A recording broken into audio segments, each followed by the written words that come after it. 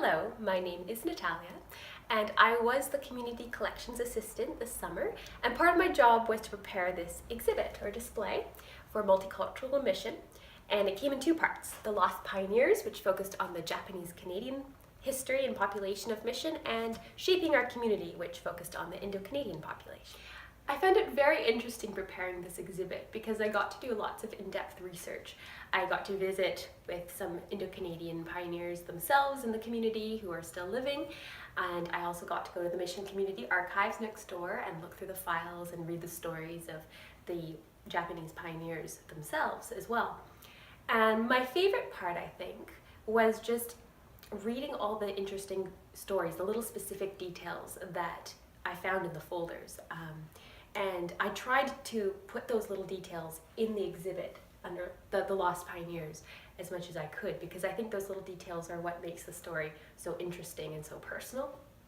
I did find it very interesting too that by 1942, 30% of the Japanese Canadian, or 30% of the schools in Mission were Japanese Canadian, the children.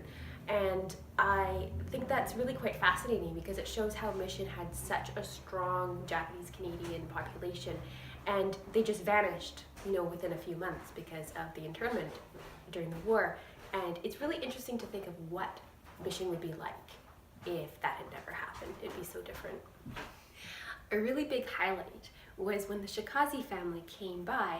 They were having a family reunion, and they are one of the founding families of Mission, and they were also sent away during the internment of 1942, but a lot of them came back to BC, which was quite unusual. And it was really wonderful for them to see, for us to see them here at the Mission, but also for them to see their past and their history and their what they had given to Mission be recognized along with the rest of the Japanese Canadian population of Mission. Shaping Our Community focuses on the Indo-Canadian population of Mission, and that community has really helped Mission grow to what it is today.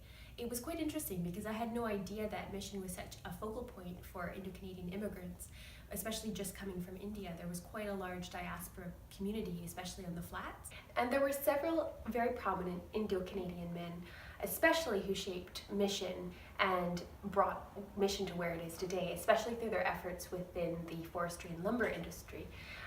One of their names may be familiar to everyone, Mr. Brach. He was quite a significant entrepreneur and businessman in Mission and really helped shape the town to where it is today. So we have a few panels on him, but the other man that was quite interesting that I feel is a little bit forgotten was Mr. Graywall, Mr. Naranjan Singh Graywall.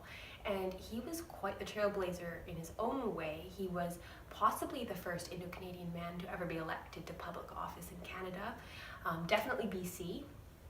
And he was quite a passionate man for the rights of labor workers, and for small towns, and he had a very interesting and very flavorful, colorful life that I think a lot of people will be very interested to find out about. Along with the panels, we put together this small exhibit case. We would search through the collection that we have, and we found a few objects or artifacts that had a Japanese-Canadian history. For example, this hat was worn and made by Mrs. Tomiko Imakiri. She was one of the only Japanese Canadians who came back to Mission along with her family. We also have the raw silk and 2 silkworm cocoons, which was given by a Mr. Shikazi to Mrs. Barnett, who was the kindergarten teacher and a really good friend to the Japanese Canadian community.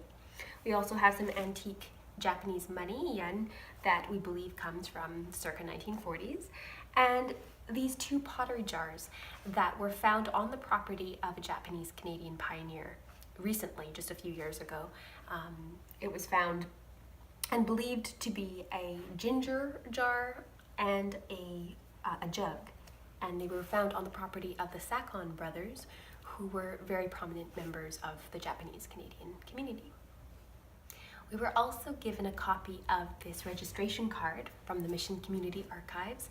It's incredibly interesting. It was from Akira Imakiri, who is a relative of Mrs. Tomiko Imakiri, and all Japanese Canadians, no matter if they were born in Canada or born in Japan, were required by the RCMP to register with them. So this would include their picture, their information, their fingerprints, and any defining physical marks. And they had to carry those around with them at all times. It was a time of war, and they were considered potential enemies. So we have this very interesting registration card at the back, and I hope you take a look.